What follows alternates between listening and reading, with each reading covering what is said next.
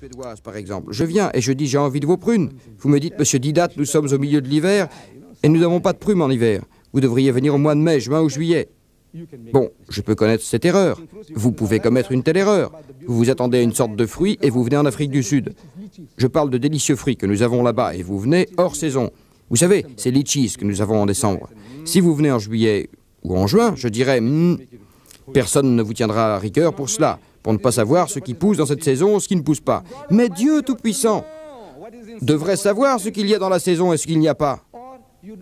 Vous n'avez pas besoin d'être un Dieu pour savoir quelques connaissances générales à propos de votre pays, pasteur. Vous sauriez ce qui pousse en saison ou en dehors de la saison. Si c'est hors saison, vous n'avez aucun droit d'attendre des fruits d'un arbre fruitier. Aucun droit. Parce que votre Père créa les choses ainsi. Dieu Tout-Puissant fit l'arbre et instaura une loi selon laquelle à certaines saisons, les fruits poussent et dans d'autres, rien ne pousse. Vous attendez des fruits en dehors de la saison parce que vous avez faim et que vous êtes perdu. Et quand il n'y a pas de fruits, vous maudissez l'arbre qui respecte la loi de Dieu, la loi de votre Père. Quelle sorte d'attitude irrationnelle. Les dieux ne font pas cela. Certaines personnes ne feraient pas cela. Je ne peux pas croire que mon maître Jésus aurait détruit un arbre qui ne porte pas de fruits hors saison. Je ne peux pas le croire. Je ne peux pas l'accepter. Alors si vous me dites que c'est la parole de Dieu, la parole de Jésus, non, non, non, non, non. C'est quelqu'un qui a certainement mal compris et je peux même vous donner l'explication. Comment cela existe dans le livre, mais ceci est en dehors de notre sujet.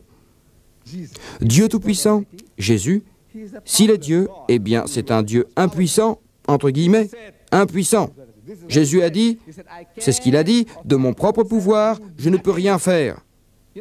Et vous savez ce que rien veut dire? Rien. C'est rien. Lui-même, il ne peut rien faire. Il n'a aucun pouvoir pour faire quoi que ce soit. Jean chapitre 5, verset 30. Il le dit bien. Tous mes pouvoirs me sont donnés. Ça lui a été donné. Je peux vous déléguer une partie de mon pouvoir pour agir en mon nom. Vous pouvez faire ce que je fais. Vous pouvez vendre mes propriétés si je vous en donne l'autorisation. Donc il dit, tous mes pouvoirs me sont donnés. Ce n'est pas à moi, ça m'a été donné. Le pouvoir appartient à Dieu. Il peut me le prendre et le donner à quelqu'un d'autre. C'est son affaire, sa prérogative. Je vous donne quelque chose. Si vous vous en souvenez, vous pouvez gagner un jeu, concours. Vous gagnerez un concours sur la Bible. La phrase la plus courte de la Bible. Seulement 2 mots. La phrase la plus courte de la Bible. Si vous vous souvenez de cela, vous pouvez gagner un concours. Le titre ici est « Le Dieu qui pleure ». Un Dieu qui pleure. Pouvez-vous imaginer un Dieu qui pleure comme un bébé? Mais c'est ce que je suis en train de lire maintenant. Jean, chapitre 11, verset 35. Jésus pleura. C'est tout.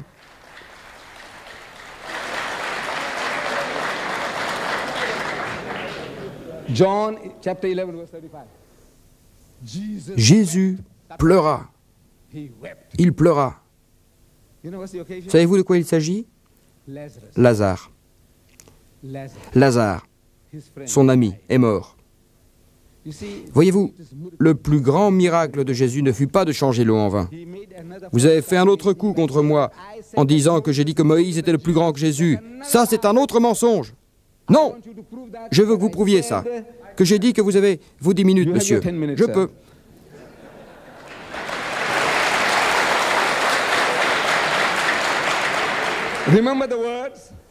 Rappelez-vous les mots que j'ai dit. J'ai dit que Moïse était plus grand que Jésus. Rappelez-vous les mots. C'est ce que vous avez dit, monsieur. Alors moi, je proteste contre ça. Je n'ai jamais dit une chose pareille. Je sais que cela ne peut même pas traverser mon esprit. Je ne pense jamais ainsi. Vous parlerez comme ça. Alors, nous disons que le plus grand miracle de Jésus fut de redonner la vie aux morts.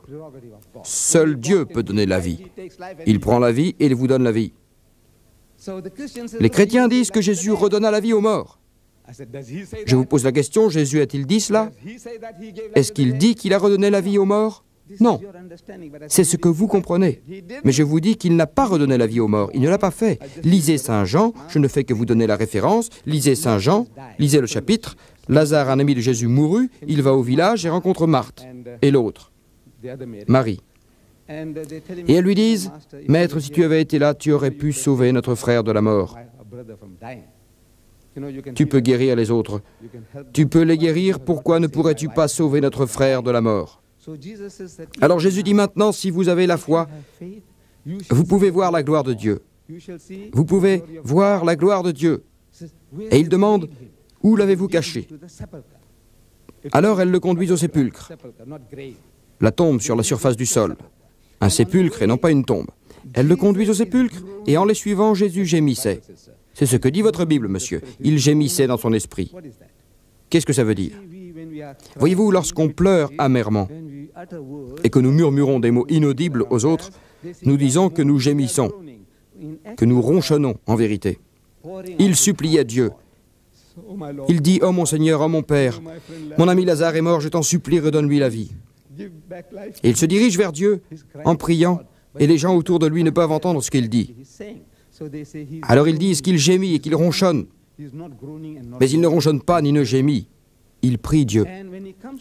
Et lorsqu'il est arrivé à la tombe, non, avant d'arriver, il s'arrête et dit, « Oh mon Père, je sais que tu m'as entendu et que tu m'entends toujours, tout ce que je fais. Par le doigt de Dieu, je chasse le diable, par l'Esprit de Dieu, je peux faire ces choses. Tout est Dieu, Dieu, Dieu. Dieu travaille à travers lui. Je sais que tu m'as entendu, je sais que tu m'entends toujours. À tout moment, quand je demande quelque chose, tu me le donnes. Mais pour les gens autour de moi, ces gens superstitieux, crédules, je te dis ça à cause de ces gens qui ne croient pas que je suis Dieu et que je redonne la vie aux morts. C'est pour cela que je réagis ainsi. Je l'ai dit dans l'espoir qu'ils croient que tu m'as envoyé. C'est la raison pour laquelle je te parle ainsi. » Puis il dit, « Lazare, Lazare, sors d'ici. » Et Lazare sortit. 3 jours plus tard, peut-être même que la tombe puait. Nous disons Alléluia. Gloire à Dieu. C'est ce que cela veut dire. Les chrétiens disent Alléluia, la même chose. Nous disons Gloire à Dieu. Où donc Jésus dit-il qu'il a donné la vie à Lazare? Il vous dit, et il dit qu'il ne veut pas que ces gens comprennent mal. Mais nous avons mal compris. Des millions de chrétiens dans le monde entier ont mal compris. Ils disent que Jésus redonna la vie aux morts. Il n'a pas dit cela. Dieu travaille-t-il par son intermédiaire? Et Pierre, le plus grand des disciples, Jésus l'a nommé. On a donné à Pierre les clés du paradis. Pierre, prends mon troupeau, mes agneaux, mes fidèles. Pierre, dans le livre des Actes, dit « Vous, le peuple d'Israël, ô Jésus, s'adressant aux Juifs, écoutez ces mots. Jésus de Nazareth, un homme approuvé par Dieu, est parmi vous, par des miracles, par des merveilles et par des signes. Quel Dieu a fait tout ça? Qui l'a fait? Pierre est le Saint-Esprit qui l'inspire. Quel Dieu a fait tout cela à travers lui parmi vous? Vous le savez très bien. Qui? Dieu. Vous tournez le bouton et l'énergie est là. Vous n'avez rien mis sous tension. Ça vient du générateur. De la même manière, Jésus parle, il prie, il demande. Jésus, s'il est Dieu, Jésus, s'il est Dieu, il est décrit comme un Dieu dormant. Dieu ne dort pas. Le Coran dit, ni il ne dort, ni le sommeil ne l'emporte. Mais ce Dieu, entre guillemets, s'il était Dieu, je lis Saint Matthieu, chapitre 8, verset 24, il dormait. Dieu dormait. Saint Luc, chapitre 8, verset 23, il tomba de sommeil. Dieu tombe de sommeil. Marc, chapitre 4, verset 38, il était à la partie arrière du bateau dormant sur un oreiller. Dieu, j'ai lu ça, s'il vous plaît.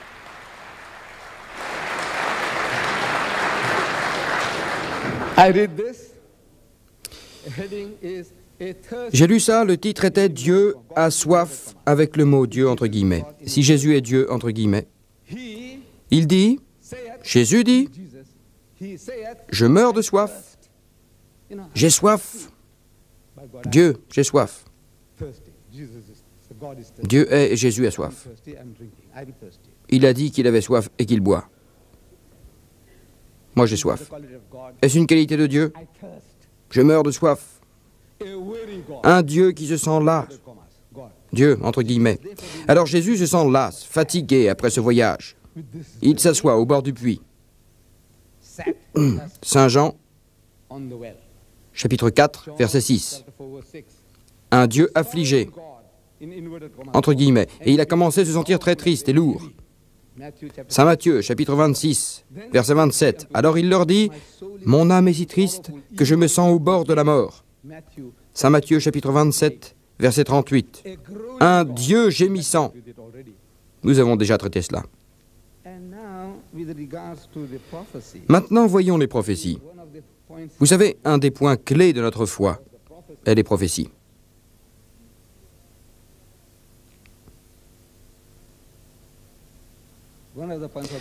Un de nos points était les prophéties. Maintenant, quand vous considérez les prophéties,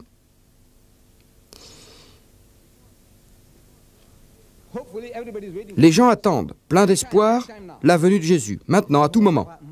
Ces témoins de Jéhovah ont une telle maîtrise de leur technique. Savez-vous qu'ils ne construisent ni église, ni école, ni hôpital, ni même des orphelinats, rien. Ils font juste leur travail. Vous savez pourquoi? Ils ne construisent pas de ferme en Afrique du Sud, pas de ferme, pas d'immeuble, rien. Ils louent des salles de conférence et les appellent des halls du royaume. Une technique bien au point. Jésus peut survenir à tout instant, et vous entraînez les gens dans la frénésie. Mais cette frénésie dure depuis 2000 ans. Comme il est dit dans Saint Marc, chapitre 13, versets 26 et 27, il y est dit, « Alors, ils verront le Fils de l'homme apparaissant dans les nues, dans toute sa puissance et sa gloire. Puis ils verront le Fils de l'homme, Jésus-Christ, apparaissant dans les nues, dans toute sa puissance et sa gloire. Puis il enverra ses anges et ressemblera ses élus venant des quatre vents, du point le plus éloigné de la terre jusqu'au plus reculé du paradis. » Verset 30. En vérité, je vous le dis, cette génération, la génération à laquelle il s'adresse, cette génération ne disparaîtra pas tant que tout cela ne sera pas en place. Comment les gens ont-ils compris cela? Ils ont vraiment compris ce qui est dit et ils ont attendu. Chaque fois qu'ils ont vu un nuage, à chaque fois, ils ont cru à la venue de Jésus. Et les gens racontent cela depuis 2000 ans. Ils s'en tirent avec des images telles qu'en 1914. Jésus va arriver. En 1918, Jésus arrive, et les gens liquident leurs biens et tout le reste. Puis ils réalisent qu'il n'est pas venu. Il n'est pas venu. 2000 ans sont passés à cause de ce malentendu, et encore à l'heure actuelle. Le ciel et la terre pourraient disparaître. Mes paroles resteront de toute façon. Saint Matthieu nous éclaircit sur ce point. Au chapitre 10, verset 23, « Mais quand ils vous persécutent dans cette ville, vous, les adeptes du Christ, quand ils vous persécutent dans cette ville, volez vers une autre. Fuyez vers une autre ville.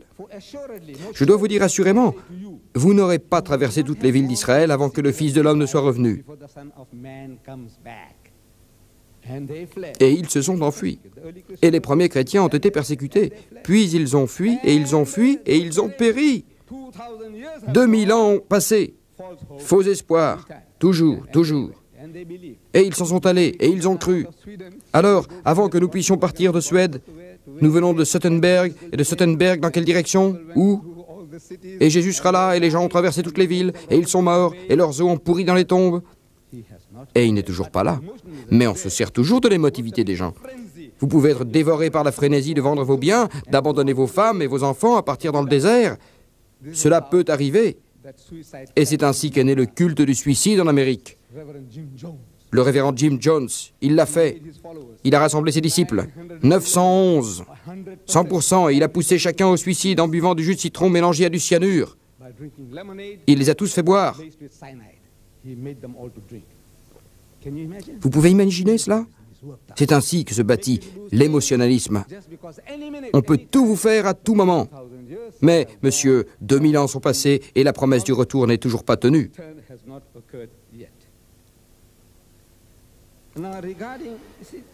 Maintenant, pour ce qui concerne, vous voyez que cela devient absurde quand on pense que Jésus-Christ est Dieu. Un homme que l'on aime, que l'on respecte, que l'on révère. Mais si vous dites qu'il est Dieu, alors il doit avoir les qualités de Dieu. Qu'est-ce que Dieu, le créateur du ciel, de la terre? A-t-il été créé? Non, vous dites que non. Paul parle ainsi. Et c'est ainsi qu'il dit, Jésus a-t-il dit cela? Qu'il a créé le ciel et la terre? Non, il n'a pas dit cela. Alors je dis que s'il est Dieu, quelles peuvent être ses occupations? Ce Dieu qui vous accompagne pendant 30 ou 33 ans, à quoi est-il occupé?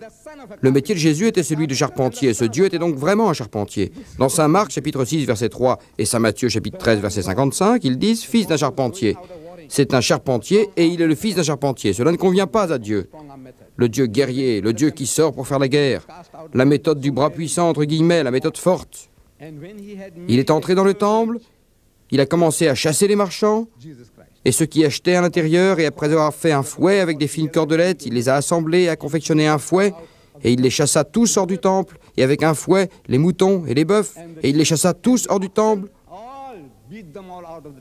et il vida l'argent des usuriers, et renversa les tables. Et quand il a marché vers Jérusalem, vous voyez, lorsqu'ils se dirigèrent, lui et ses disciples, vers Jérusalem, ils firent un grand vacarme. « Hosanna, il est le fils de David! Hosanna, au roi d'Israël !» Et ils éparpillaient des fleurs sur la route. C'est ainsi que les Juifs démontrent que Jésus soumit ses disciples. Sinon, les choses lui auraient échappé. Donc Jésus dit que si nous les soumettions, si nous les réduisions au silence, même les rochers pleureraient. C'est dans cet état d'esprit qu'il marcha vers Jérusalem en racontant à ses disciples une histoire, une parabole sur ce qui allait arriver et sur ce qu'ils attendaient d'eux. Il leur dit, pour ceux de mes ennemis qui ne veulent pas que je règne sur eux, pour mes ennemis qui refusent que je les gouverne, pour ceux qui n'acceptent pas que je sois leur chef, leur roi, amenez-les-moi et exécutez-les sous mes yeux, tuez-les. Tranchez leur gorge. Nous sommes en train de parler de l'humble et doux Jésus. Mohammed a dit ceci, Mohammed a dit cela. Vous savez, dans l'islam, vous pouvez frapper légèrement votre femme. Quelle montagne il en a fait. J'ai dit, regardez Jésus-Christ, dit aux gens de couper leur tête. Vous ne voulez pas que je vous gouverne? Je suis Jésus. Donc la meilleure chose est que je fasse couper vos têtes. Tranchez vos gorges. Il est raciste. Dieu Tout-Puissant peut-il être raciste? Le pasteur a condamné le racisme en Afrique du Sud, le régime de l'apartheid de mon pays. Vous en avez entendu parler, ce qu'ils nous ont fait pendant 300 ans, ces chrétiens, de bons chrétiens, ceux qui vont régulièrement à l'église. Et il m'a été dit par eux que les créateurs du racisme sont ceux qui vont le plus régulièrement à l'église. Ce sont les plus grands racistes, et ils le croient. Et ils croient. Vous savez, les fils de Noé, Sem, Cham et Japheth, les blancs sont les descendants de Sem. Et nous sommes les descendants de Cham, qui sont maudits, toutes les races noires de la terre, peut-être même les Chinois, ou les Africains ou les Indiens. Et comme tels, ils ont eu le droit de nous dominer, de nous réduire en esclavage pendant 300 ans. Ils l'ont fait. Remerciements scandinaves. Merci à vous, monsieur, pour parler en notre nom. Il y a quelques changements qui vont à présent se mettre en place, mais le racisme...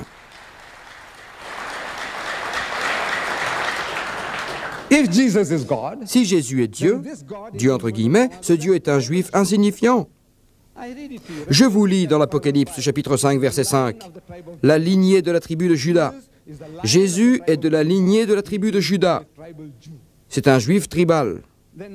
Ensuite, dans Saint Matthieu, chapitre 15, verset 4, il dit, ce Dieu n'est venu que pour les Juifs. Ce Dieu n'est venu que pour les Juifs, je lis. Mais la réponse fut, je ne suis pas envoyé pour la suzeraineté de la maison d'Israël. Vous, Scandinaves, vous, Suédois, êtes-vous la suzeraineté de la maison d'Israël? Je ne sais pas. Et les Britanniques, et les Français, les Allemands, êtes-vous la suzeraineté de la maison d'Israël? Voici ce que Jésus a dit, je ne suis envoyé que par rapport à la suzeraineté de la maison d'Israël. Les Juifs.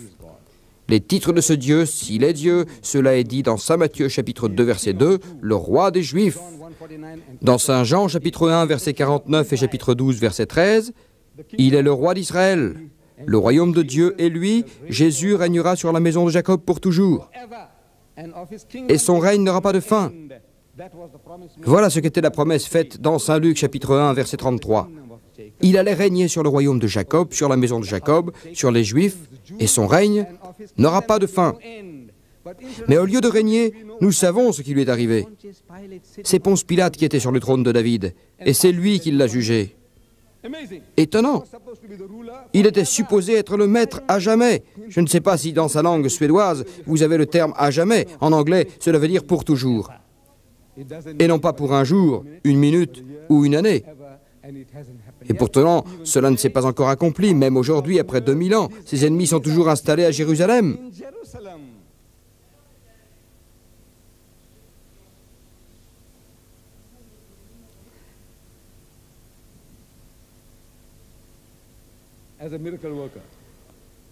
Étant faiseur de miracles, Jésus dit, beaucoup d'entre vous s'adressent à moi actuellement.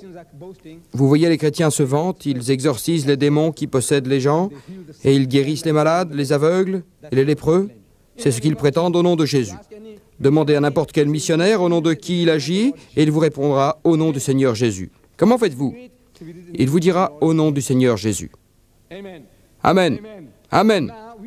Maintenant, nous voulons savoir ce que Jésus a dit à propos de vous. Vous qui faites ces miracles au nom du Seigneur Jésus.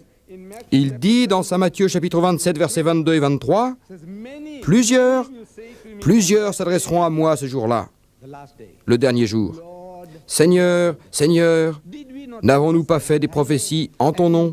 Et n'est-ce pas en ton nom que nous avons chassé les démons? Et en ton nom, n'avons-nous pas fait plusieurs travaux extraordinaires?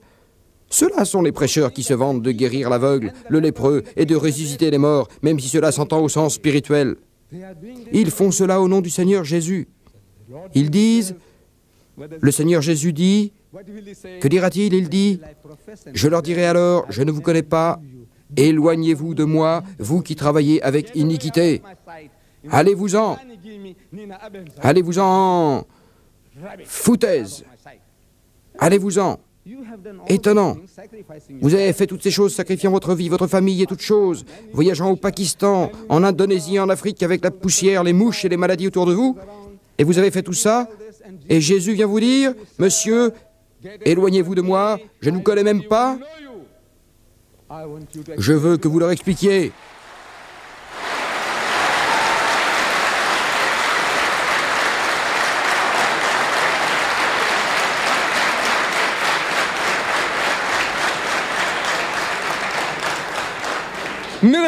Miracles. Ces miracles dont les chrétiens se vantent. Jésus dit, excusez-moi, je vous demande pardon, dans Saint Matthieu chapitre 7, verset 15, Matthieu dit, le Saint-Esprit est supposé l'inspirer, il dit, méfiez-vous des faux prophètes. Il dit se méfier des faux prophètes, qui viennent à vous dans les vêtements de berger, mais qui au fond d'eux-mêmes sont des loups enragés. Méfiez-vous d'eux, car ils se ressusciteront. Dans Saint Marc, chapitre 10, verset 22, « Car il ressuscitera de nombreux faux prophètes et de faux Christ, qui vous montreront de formidables signes et merveilles. » S'il était possible de décevoir l'élite, ce ne sera pas une preuve que vous êtes un homme bon, que vous êtes un croyant sincère. Ce n'est pas une preuve. Tous vos miracles ne sont pas une preuve, car il nous a été enseigné que même les faux prophètes et les faux Christ peuvent le faire, et qu'ils le feront à un tel point et à un tel degré que même les disciples de Jésus pourront être trompés et déçus.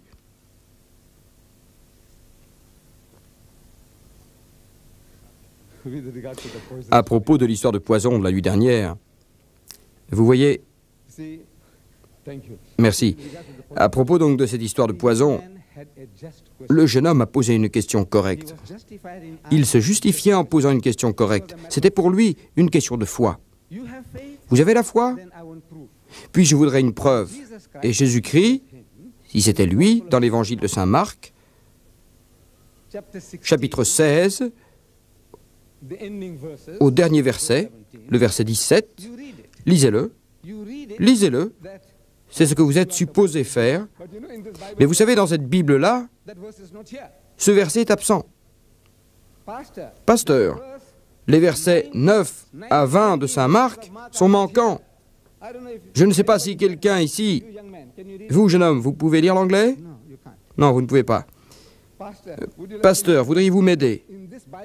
Regardez dans cette Bible-là, produite par 32 savants chrétiens de la plus haute éminence, soutenus par 50 organismes de la chrétienté. Ils ont exclu ce passage comme étant fabriqué. Les versets 9 à 20 ont été exclus. Ils ne sont pas là, dans cette Bible. Mais comme je vous l'ai dit hier soir, ils les ont introduits dans celle-là. Ils se ressemblent, mais ils les ont enlevés de là et ils les ont remis. Vous savez pourquoi? À cause de certains individus, de certains organismes ecclésiastiques. Ils les ont tant terrifiés, comme les gens essayent de nous terrifier. Quelqu'un essayait de viser le pasteur, quelqu'un m'a envoyé un télégramme, un musulman écervelé peut-être, quelques musulmans écervelés à ses yeux, quelques chrétiens écervelés. Nous avons souvent quelques fous dans toutes les communautés en Afrique du Sud. J'ai eu des coups de fil et des lettres de la part de juifs, de chrétiens, d'hindous et même des musulmans menaçant ma vie. Que dois-je faire? Ce sont les inconvénients de nos activités, ce sont les inconvénients de vos activités. Vous pouvez considérer, dans l'une des plus grandes démocraties du monde, l'Amérique, 75% des présidents des États-Unis, 75% ont été assassinés ou victimes d'attentats. Vrai ou faux? 75%. Ce sont les inconvénients de mes activités. Vous devez vous attendre à ce genre de choses. Cela ne devrait pas vous faire peur.